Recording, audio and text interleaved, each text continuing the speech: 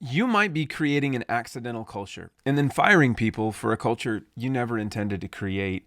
And I want to show you how you can dissect and understand what your culture is and how to create the one that you want. I bumped into this definition of culture in Ethan Kross's book, Shift. It's an emotional intelligence book on how to manage emotions. So I was in that gear of coaching folks on emotional intelligence.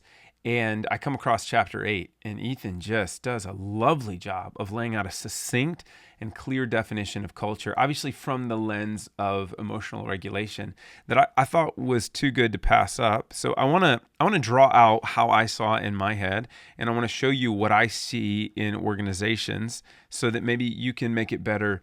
You can make it better in yours. So let's say up here, make sure you can see this: culture. Culture is your beliefs and values expressed in norms and practices. And I kind of think about it like this.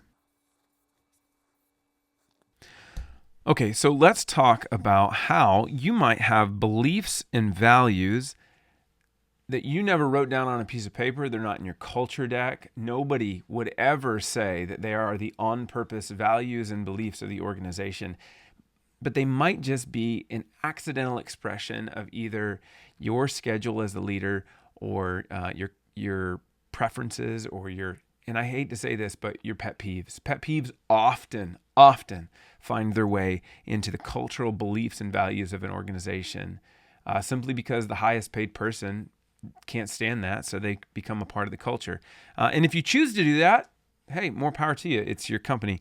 But let's make sure that it's on purpose. So I'm going to just pick something that I think everybody has experienced, and I want to show you how a practice becomes a norm and becomes a belief and a value in the culture.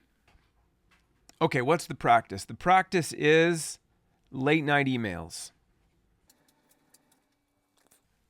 Maybe you just got kids and you want to be home, to support your wife from like 3 to 6 or 7. Once the kids go down, you're like, babe, I gotta lock in. I gotta get a little more work done.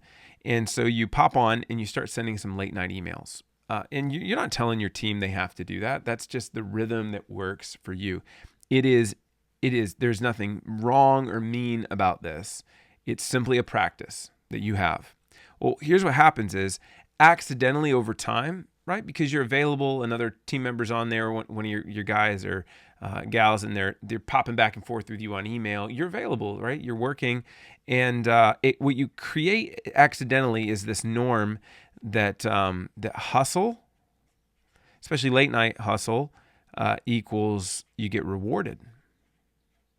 Not on purpose, but because they were available and they're bantering back and forth. And so this is a practice that leads to an accidental norm. And so people start to think like, if you want to get ahead at this company, if you want to get ahead in this culture, you're going to have to be working at night. Like, I know that our office hours are this, but the truth is the people that move up here, and you would never say that sentence, but your people are saying it to one another.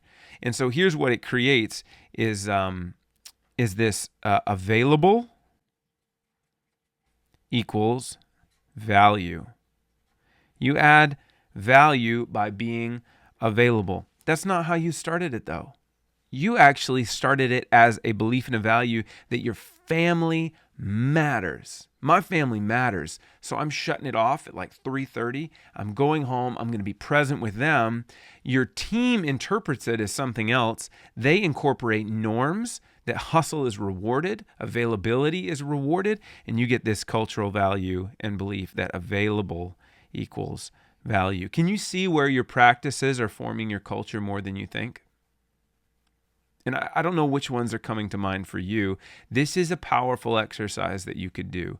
Instead of working from beliefs and values up into the practices, go look at your practices and find out what your culture really is. And if there's ones that don't align with the values and the mission and the vision that you have up on the wall, it might be time to incorporate some different practices that actually create the norms and the beliefs and the values that you want in your organization. And I'll just say this at the end: if you're starting from scratch, if you're watching this and you're like, I don't really have a culture yet, we're just about to scale the team, we want to get clear, And so I'm in that. That's why I Googled this, Cole. I'm in culture gear.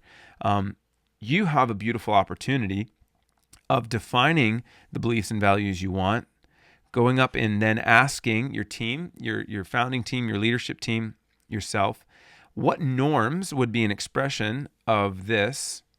And then from norms, what practices could we put in place that would create this? Practices are things that we do that do something to us.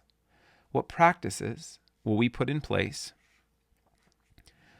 that will create norms that will solidify the beliefs and values? So you create culture by starting here and working your way to practices, but you diagnose culture by starting with practices and working your way backward.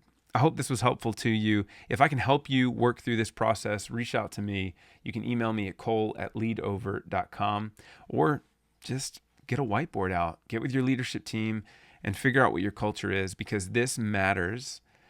People, they leave bosses and they leave cultures. They don't leave jobs. And if you get this right, you're going to make onboarding, you're going to make offboarding, and you're going to make every single day that you lead that company much better. And maybe more importantly, you're going to make it better for the people you lead. Have a great day. Lead with clarity. Lead with love. See you next time.